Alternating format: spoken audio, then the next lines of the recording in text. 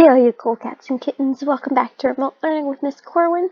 We are going to be continuing our narrative writing and we are now on day 8. So the topic of today is going to be drawing a picture with our words. So as writers, we can use our words to help our readers paint pictures in their minds. When we use clear, specific language, we can help our readers visualize the things that we saw on the day of our stories. If we use really good details, we can make these pictures happen in their heads. I know for a lot of people, some of their favorite stories are the stories where they can read it and think, it's kind of like watching a movie in my head.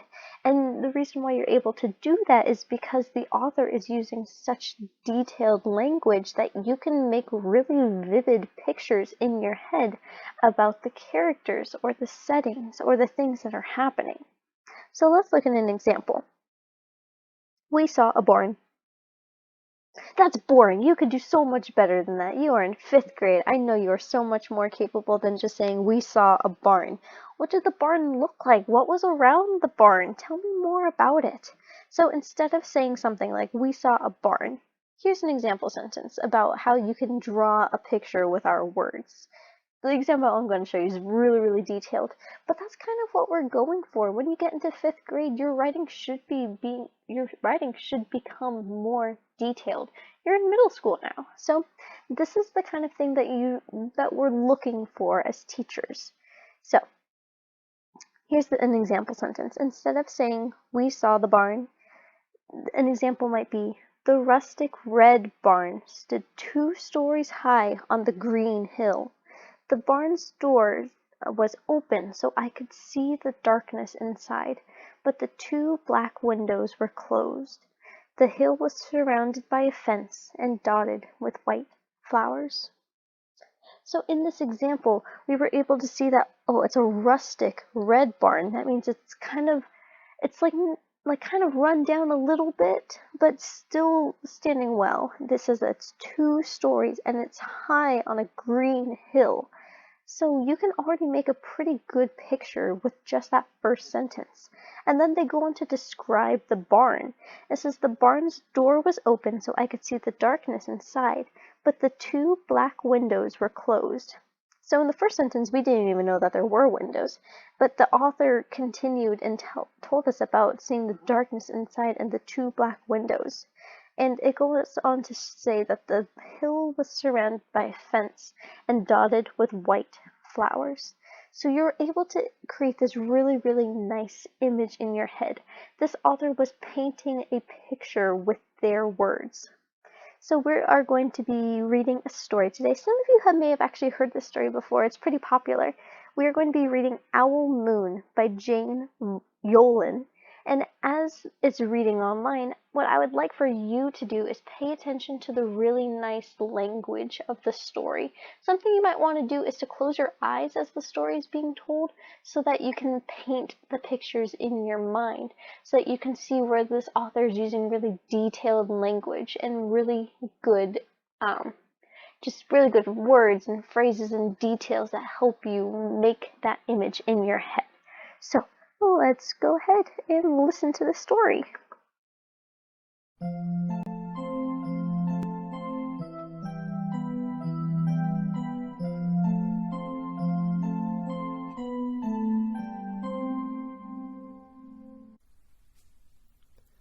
Owl Moon.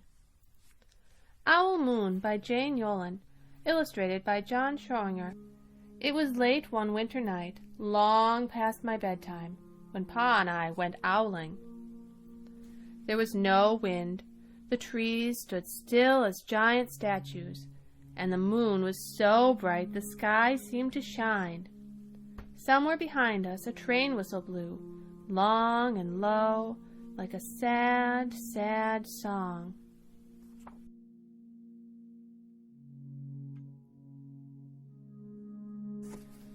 I could hear it through the woolen cap Pa had pulled down over my ears. A farm dog answered the train, and then a second dog joined in. They sang out, trains and dogs, for a real long time, and when their voices faded away, it was as quiet as a dream. We walked on toward the woods, Pa and I. Our feet crunched over the crisp snow, and the little gray footprints followed us. Pa made a long shadow, but mine was short and round. I had to run after him every now and then to keep up, and my short, round shadow bumped after me. But I never called out. If you go owling, you have to be quiet. That's what Pa always says. I had been waiting to go owling with Pa for a long, long time. We reached the line of pine trees, black and pointy against the sky, and Pa held up his hand. I stopped right where I was and waited. He looked up, as if searching the stars, as if reading a map up there. The moon made his face into a silver mask. Then he called, "Hoo! Hoo! Hoo! Hoo! Hoo! Hoo!" The sound of a great horned owl. "Hoo! Hoo! Hoo! Hoo! Hoo! Hoo!" Again he called out, and then again. After each call he was silent, and for a moment we both listened. But there was no answer. Pa shrugged, and I shrugged. I was not disappointed. My brothers all said, sometimes there's an owl, and sometimes there isn't. We walked on.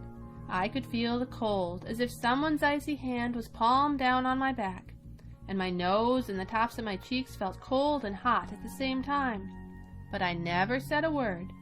If you go owling, you have to be quiet and make your own heat. We went into the woods. The shadows were the blackest things I had ever seen. They stained the white snow. My mouth felt furry, for the scarf over it was wet and warm. I didn't ask what kinds of things hide behind black trees in the middle of the night. When you go owling, you have to be brave.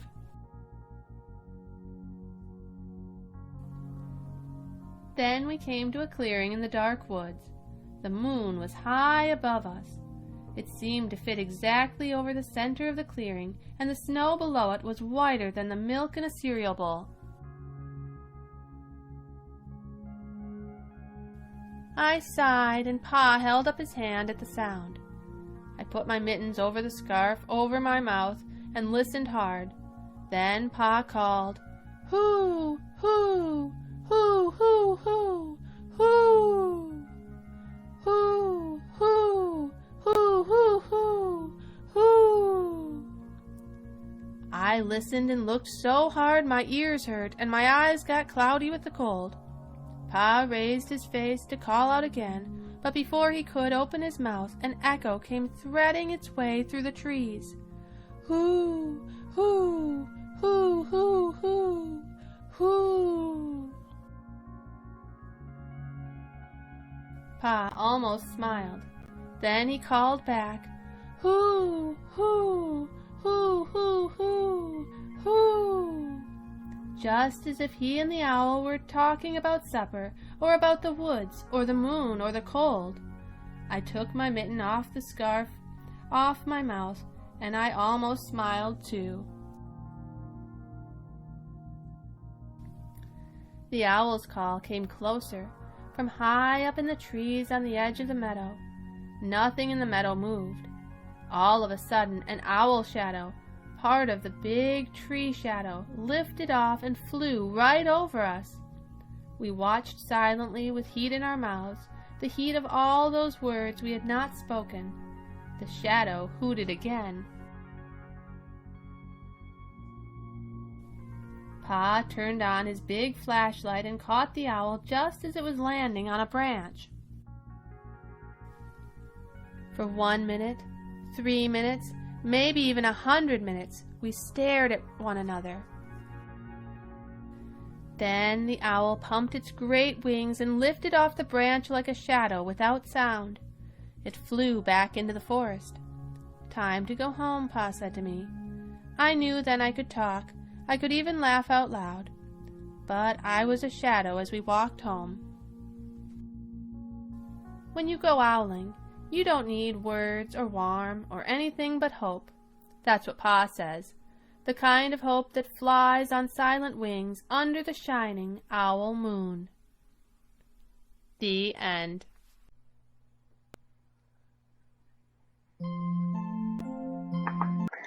Awesome. So in Owl Moon, there are so many just descriptive phrases and sections of the story that really help you understand what's happening in the story, and you can feel like you're right there with them going owling.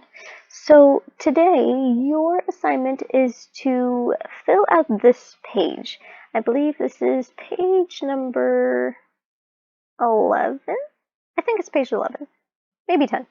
Anyway, it's in your slides. It's the one that looks like this big painter's palette. So it's kind of hard to see on here, but this is, what do I see? What do I hear? What do I feel? What do I smell? And what do I taste? So this is going back to your senses. You may notice that we've been talking about our senses a lot as we're doing our narrative writing, but it's because including your senses in your writing helps to make really neat, interesting stories. So I filled out a couple example sentences. Truthfully, all you need to write today are 5 sentences. And they're going to go with each of these. What do I see? What do I hear? What do I feel? What do I smell? What do I taste? So if I'm writing about my firefly story, about the first time I saw fireflies, I could say something like, I see the soft glow of the fireflies flickering above my head.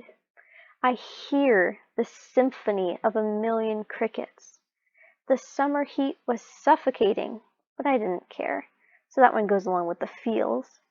The smell of rain lingered in the air.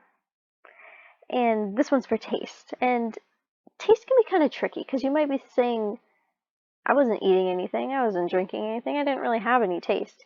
But you can also kind of mention, like, sometimes if there's a smell, there's also sort of taste with it.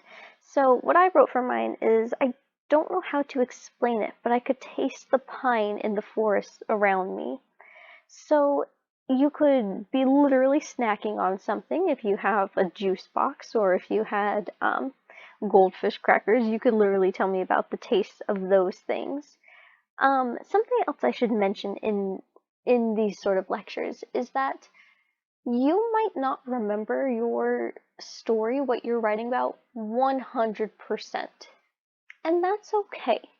Sometimes, so yes, while we're definitely telling these true stories, and we want to keep them as true as possible, sometimes it's okay to add some details that don't really change your story too much, but they help to add into it as well. So for instance, I don't remember what it smelled like or what it tasted like when I was there. So saying this sentence, I don't know how to explain it, but I could taste the pine in the forest around me. I don't remember that from my specific experience being in Texas and seeing fireflies for the first time. But I do know what it kind of tastes like to smell pine, and I do remember that there were pine trees around me. So I included this detail that has happened to me in real life, and I included it in here. It doesn't really change my story at all, it just adds some details about what could have been true at that time. Of course, it has to be believable, it has to be something that could have actually happened. I couldn't just come in here and say, well, I don't remember what I saw, so I saw a dragon. No, it has to be something believable, something that could have actually happened. So your job today is to complete this slide, and it looks like that's going to be slide number 11. If you have any questions or concerns, please let me know. I'm always here to help you.